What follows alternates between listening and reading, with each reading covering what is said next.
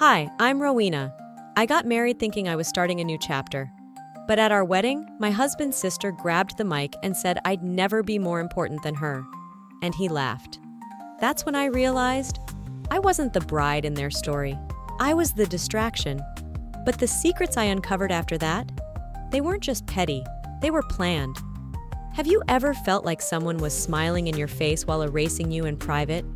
Has your partner ever made silence feel like betrayal? Are you watching this late at night, wondering if your story sounds a little too close to mine? Tell me, what time is it where you are, and where in the world are you watching from? Drop it in the comments. I really want to know. The ballroom shimmered in candlelight. Champagne glasses clinked with polite laughter. For a moment, everything looked like the wedding I had once imagined. Gold-trimmed tablecloths, soft jazz humming in the background, my mother dabbing her eyes after the maid of honor's toast.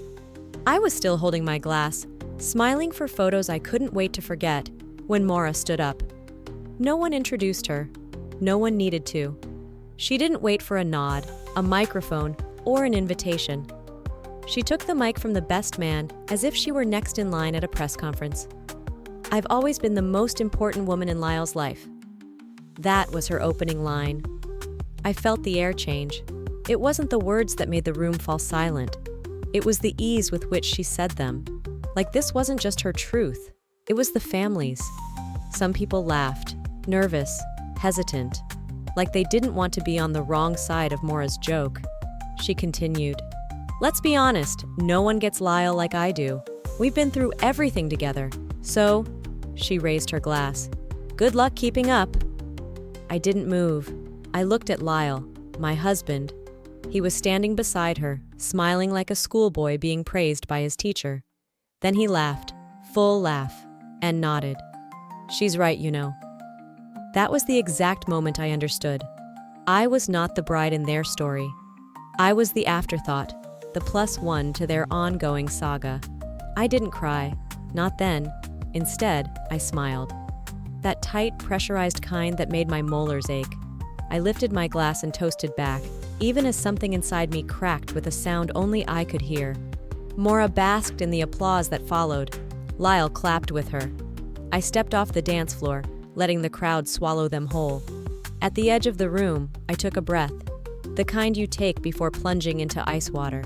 My fingers trembled around the stem of the flute. I watched as Lyle leaned into Maura's shoulder, both of them laughing, like they had just pulled off a brilliant prank. "She's right, you know." Right about what? That I'd never matter? That I'd always be a guest in my own marriage? I walked to the bridal suite alone. My dress felt heavier than it had an hour ago. Later that night, while I wiped off my lipstick and tried not to look myself in the mirror, a text lit up my phone. "You might want to see this." It was from a bridesmaid. Attached was a screenshot from a private Facebook group, Maura's friends, her inner circle. The post was timestamped an hour after the toast. A photo. Maura and Lyle on the front steps of the venue. She was in his tuxedo jacket, laughing. He was sitting beside her, arms slung lazily behind her shoulders. Caption: "Soulmates forever. Some bonds never break. #family first." I stared at it. I stared until the screen dimmed. I zoomed in. Maura's hand was on Lyle's chest. Flat, possessive. His face, smiling, relaxed, like the reception was behind them, and now they could breathe again, together. I didn't cry. I laid the phone face down, turned off the lights, and lay still as the flicker of Charleston's skyline pulsed against the ceiling like a distant storm. She made the toast. He agreed. But they forgot. This was my wedding. And I hadn't even begun to speak. Let them toast each other tonight. I'll let the truth speak soon enough. The morning after the wedding, I woke up in a room that didn't feel like mine. The sheets were too crisp, the silence too intentional. Lyle was already downstairs, probably sipping coffee with Maura, planning our next move, without me. I pulled on my robe and wandered into the kitchen, trying to look like I belonged there. On the counter was a lease agreement, unfolded, bare, waiting for me. I wasn't snooping, it was right there. My name wasn't, just his, and hers. Lyle Whitmore, Maura Ellingson. No Rowena Heller, no hyphen, no anything. I blinked twice, checked the header, the signature page, nothing. My signature wasn't even requested. I had paid the deposit on this place, half in cash. I'd even chosen the granite for the counters. "Babe," I asked quietly, as Lyle walked back in from the patio, "why is Maura on the lease instead of me?" He didn't miss a beat. "Oh yeah, it was just easier. She handled most of it with the building manager. You were so busy with wedding stuff, remember?" I didn't remember giving permission to be erased. He smiled. "It's just paperwork." Maura chose that exact moment to enter, holding a smoothie that matched her top. She smirked. "This house has always been ours, sweetheart, but you're welcome to visit." I laughed. Or at least I made the sound of one. I didn't answer. I didn't argue. I sat down. I looked around the room I helped furnish, the rug from our New Orleans trip, the bookshelf I'd assembled myself, and I realized none of it was mine. That night I couldn't sleep. I watched the ceiling blur above me while Lyle snored softly beside me. Around 2 a.m., my phone buzzed. No name, just a message request. "You deserve to know the truth." Attached was a screenshot. It was the Soulmates Forever post from Maura's private Facebook group, the one the bridesmaid had shown me after the wedding. But now, there was something else. A comment. "Still can't believe you pulled it off. She has no clue." The comment had been deleted, but someone had screenshotted it before it vanished. No profile name, no face, just a whisper from the shadows. Someone out there was watching too, and they were done staying silent. I saved the image. Not out of paranoia, out of pattern recognition. I wasn't just being excluded. I was being played, and the game had rules. But I was starting to learn how to flip the board. They didn't see me coming, because people like Maura never do. And Lyle? He thought this was still a honeymoon. He never noticed when I stopped reaching for his hand. He never noticed when I started documenting. It wasn't just me. It never was. They've done this before. The only difference this time? I'm not going quietly. If they thought I'd stay silent, they clearly didn't check the lease. The number was unfamiliar. The voice on the other end wasn't, not exactly. "My name is Corinne. I used to be with Lyle. We need to talk." I should have hung up. I should have said no. But something in her tone didn't sound like gossip. It sounded like unfinished business. We met at a small coffee shop downtown. Neutral ground. She sat by the window, back straight, coat draped over the chair like she was ready to leave at any second. "I won't take up much of your time," she said. "But if you just got married, you need to know who you married." I didn't flinch. I stirred my coffee like I wasn't shaking inside. "I was you, just a few years ago." She didn't cry. She didn't dramatize. She told me how Maura would stop by their apartment without knocking, how Lyle canceled plans regularly with some version of, "Maura had a rough day," how slowly everything became about keeping Maura calm and keeping Corinne small. Then came the twist. Maura called Corinne's employer, pretended to be her, reported financial misconduct, all anonymous, but traced. "I lost my job in 48 hours, she said. And when I showed Lyle the evidence, he said, "She wouldn't do that. You must be mistaken." She paused. That's when I packed a bag. I listened, because every word sounded like a mirror. I'd been told I was overreacting too, that Maura just cared too much, that she meant well. 2 years ago, Lyle and I had a trip planned to Asheville. We had talked about it for months. The morning we were supposed to leave, he said Maura's water heater broke. She needed him. "We'll go next weekend," he promised. We didn't. I texted him once, no reply for hours. He sent me a picture of them at a hardware store, smiling, her in his hoodie, his arm around her shoulder. I thought it was a one-off, but it wasn't. And now, sitting across from Corinne, I knew it never had been. "She didn't just haunt our relationship," Corinne said. "She ended it. She orchestrated it, and she knew exactly what she was doing." She reached into her bag, pulled out a small flash drive, and slid it across the table. "Proof." I hesitated. Inside were screenshots of emails. Maura posing as Corinne, messaging Lyle, planting doubt. There was even a photo, a fake. Maura had cropped and edited an old picture to make it look like Corinne was cheating. She sent it from an anonymous account, but it was traced back to her laptop IP. "She's done this before," I whispered. Corinne nodded. "And she'll do it again, unless someone stops her." I walked home alone, the flash drive burning a hole in my coat pocket. Not from guilt, but from recognition. She was never afraid to lie, because no one ever called her out. I wasn't the first, but maybe I could be the last. If history was repeating itself, it was time to edit the ending. The Whitmore estate was quiet, almost too quiet for a house that had once been alive with voices and porch-light laughter. It smelled like polished wood and old pride, the kind that lingered in homes passed down through generations, not earned, just inherited. Lyle and I had been invited to a formal dinner. Maura insisted, said it was tradition. I wasn't in the mood for tradition, but I went anyway, maybe out of politeness.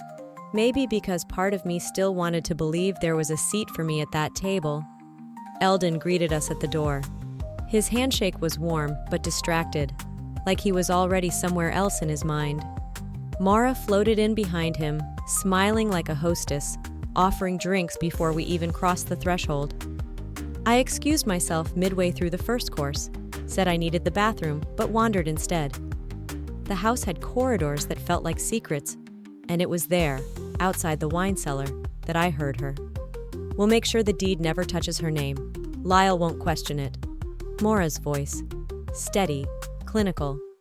Eldon didn't object. He didn't agree either. He just stayed quiet. I pressed my back against the hallway wall.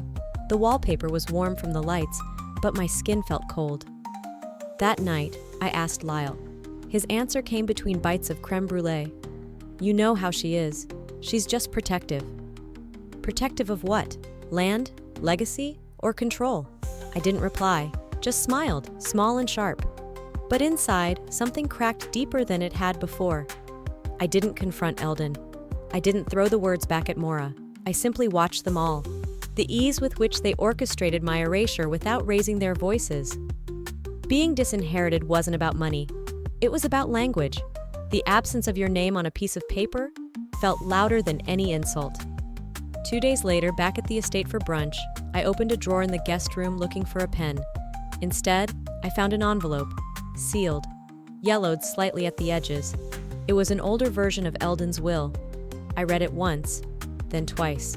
My name was there, on the list, beside Lyle's. To Rowena Heller, should she marry into the family? Dated 2 months ago. I called Eldon's attorney, pretended I needed clarification for estate planning. That version was rescinded last week, he said, at the family's request. I didn't ask who made the request. I didn't need to. No one had told me. No one had even thought I deserved to be asked. They hadn't just taken me off the papers. They never meant for me to be written in. But I've always been good with documents. If Maura wanted war on paper, she picked the wrong woman to draft the terms. The envelope was unmarked. No return address, no company seal, just my name written in a sharp, confident hand. I found it waiting on my desk when I returned to the office Monday morning. It was thick, weighty in a way that told me before I opened it that it wasn't something I wanted. Inside was a revised prenup, entirely rewritten. Cold legalese, tight margins, my own name reduced to Party B, and in the bottom corner of every page, like a faint watermark, were Maura's initials. No note, no explanation, no signature from Lyle. But I recognized her fingerprint in the structure. Clauses about emergency power of attorney, asset redistribution, shared ownership of my premarital business accounts. A single line buried in subsection 5 read, "In the event of marital breakdown, all retained property shall be subject to review by family council." Family council, meaning Maura. I couldn't even muster shock, just the slow burn of clarity sharpening in my chest. 1 week before the wedding, Maura had invited me to coffee. A hotel downtown, neutral ground. She was wearing white. I remember that now. She smiled, handed me a manila folder as if it were a gift. "This is just a revision, nothing serious. Just a few updates to ensure we're all aligned moving forward," she'd said. I flipped through the pages. It wasn't a revision. It was a takeover. She saw the hesitation in my face. It's what real wives do when they trust their husbands. But if this scares you, maybe you're not ready for marriage. It wasn't a warning. It was a dare. Now, 10 days later, her draft had arrived, finalized, formal, filed through channels that bypassed me completely. That night, I confronted Lyle. He looked tired, Or maybe just caught. She told me to play it down, he finally admitted. Said you'd overthink it if I gave you the full version. That it would be better if you just signed. He sipped his wine like that settled it. I didn't say anything at first, just looked at the man I had once thought was gentle. You lied by omission, I said finally. He sighed. I didn't lie, I just didn't want to complicate things. You weaponized simplicity, he flinched. You used my desire for peace as a tool to keep me quiet. He opened his mouth again, but I was already reaching for my bag. I pulled out the original prenup, the one I had written myself, the one he'd signed willingly. I drafted this to create clarity, I said. You used it to create cover. Then I walked out. The elevator ride down was the quietest part of my day. Back at home, I poured myself a drink, not out of sadness, but ritual. I opened a folder, labeled every discrepancy. I highlighted Mora's initials in red. I printed a fresh copy of the final page. Clause 14b. Moral misrepresentation voids all preceding agreements. They drew the contract. They forgot who wrote the laws. Let's see how they handle Clause 14b. The next signature will be mine, and it won't be on their terms. I opened the file again. Not to review, just to remember. It was all there. Black ink on gray-white paper. The lease transfer, the holding company, the signature that sealed it all 2 months before we even said I do. The house wasn't ours. It wasn't mine. It was never meant to be. I stared at Lyle's signature. Not forged, not hesitant, crisp, willing. The company's managing member was Mora. Lyle's title? Administrator of record. Meaningless, decorative. A title for someone who had no control and no clue, or worse, pretended to have none. I started printing, scanning, highlighting. Each line, each date, each document that showed how they built a wall around me, paper by paper. They didn't need to scream or shove. They just wrote me out. I called Evan. Start compiling, I said. He didn't ask why. He didn't have to. I reached for the folder I'd begun to fill. Emails, old texts, contracts, bank notices. I labeled a new tab, 14B Preparedness. The first spark of something dangerous warmed in my chest. That night, my phone rang again. Rowena? The voice was older, worn. Eldon, I answered. I'm not calling to excuse anything, he said quietly. I just wanted to tell you something. I waited. Mora wasn't always like this. I used to think she was protecting the family. Now I'm not sure who she's protecting. There was a pause. Then the part that mattered. You were in the original deed. Months ago, I signed off on it. But then, well, she said it would complicate things, that you'd be safer without it. I almost laughed. Safer? She told me it was what you wanted, he said. I believed her. I know, I said. You weren't the only one. I'm sorry. Those two words floated between us like a fragile bridge. I believe you, I said, but it doesn't change the facts. No, he agreed, but I thought you should hear it anyway, from someone who should have spoken up sooner. I didn't thank him. I didn't have it in me. When the call ended, I stared at the wall. The silence wasn't empty anymore. It was crowded, with choices, with evidence, with truth. I turned back to my documents. At the center of the table, a printed diagram connected Mora, Lyle, the company, the trust account. Each line anchored with signatures. I circled one box in red ink. C1. Legal weapon activated. They made me invisible. I would collapse their structure, on record. The voicemail came just after sunrise. There's something you need to know. Mara has done this before. It was Eldon's voice. Measured. Quiet. Too quiet. He sounded like a man reading a confession out loud for the first time. In the message, he described a former boyfriend of Mora's, a man who got involved with her in a business venture, one who disappeared from their lives without warning. Now I knew why.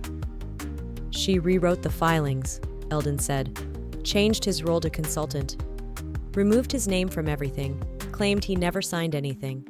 It was months before he realized, and by then, she had sold the company. The message ended with a pause so long, I thought it had stopped recording. Then, I wish I hadn't ignored the signs. I replayed it 4 times. She wasn't protecting Lyle. She was protecting her kingdom. I filed the recording into the new section I'd created, Patterns of Conduct. I was building a case, and the paper trail now had veins. I met Evan the next morning. The same folder sat between us, now twice as thick. I spread out documents like they were pieces to a puzzle Maura thought no one could solve. Lease transfer records, ownership restructuring, emails between her and building management, Corinne's flash drive, social posts, digital forensics, Eldon's memo, the old deed, the revoked will, and now the voicemail. I pointed to the clause, highlighted in yellow, 14B, Moral Misrepresentation Nullification Clause. Evan leaned back. This is surgical. I looked him dead in the eye. So let's cut. We filed the preliminary motion that afternoon. I didn't tell Lyle. I didn't have to. I wasn't speaking their language anymore. I was speaking the laws. Later that night, Corinne messaged again. Just a single line. I forgot to mention, she tried to pay someone off. Attached was an affidavit from a former co-worker. The woman had been approached by Maura weeks before my wedding, offered money to give false testimony about Corinne in case anything resurfaced legally. It was dated, signed, submitted voluntarily, intent to defraud. I added it to the file. My hands didn't tremble. Not anymore. The next morning, I stood at my window as the Denver skyline lit up floor by floor. A city waking, a woman rearmed. I didn't need to scream. I needed a courtroom. And she handed me everything I needed to bring one to her doorstep. Her lies were elegant, but mine came with footnotes and filings. I'm in Denver. Can we talk? It was a message I saw coming months ago and still flinched when it finally arrived. For a moment, I considered ignoring it, deleting it, blocking the number entirely. But curiosity is cruel like that. It doesn't knock. It walks in and sits on your chest. So I said yes. We met at a quiet cafe not far from my new apartment. The place was empty except for us and the barista wiping down the espresso machine. Lyle arrived in a navy jacket too nice for Denver's dry air, and a look that suggested he thought this conversation would go differently. You didn't fight for us, he said. I didn't respond immediately. I let the silence sit, let him hear what it sounded like when I didn't interrupt him, when I didn't save him from himself. I did, I said finally. You just weren't on the battlefield with me. He blinked, like that was unfair. She's family, Ro. It wasn't supposed to be sides. You made it sides, I said, voice low, steady. Every time you laughed with her while I was swallowing my dignity. Every time you let her speak for you. Every time you handed me a paper trail instead of a conversation. Lyle shifted in his seat. Tried to look sorry. Still looked like a man hoping I'd help him out of a moment he'd created. I married a man, I added, not his handler. He tried again. I didn't think it would go this far. I stirred my tea, not looking up. That's always your line. When things get too real, too loud, too sharp, you shrink. His jaw clenched. He reached into his coat pocket and pulled out a small envelope. I just wanted to give you this. I didn't touch it. Not yet. We said our goodbyes like strangers. No hugs, no regrets voiced, just distance reclaimed. Back at home, I opened the envelope. Inside was a copy of a signed document. A contract. One that nullified our shared asset protections. Dated 2 weeks after the wedding. Signed by Lyle. No letter, no explanation, just his name. A final slash through what we could have been. I thought the silence was closure, I whispered. Turns out it was cover. I added the paper to my file. Not because I needed it anymore, but because the case was almost complete. Then I poured myself a glass of wine, not to dull the ache, but to toast the woman who no longer accepted love that arrived with footnotes. To the woman who finally chose herself. Later that night, I pulled out a blank card and wrote a note I'd never send. You can keep your apology.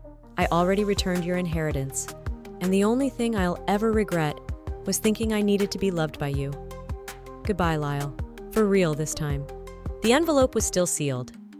It had been sitting on my desk for 3 days now, clean, crisp, and quietly menacing.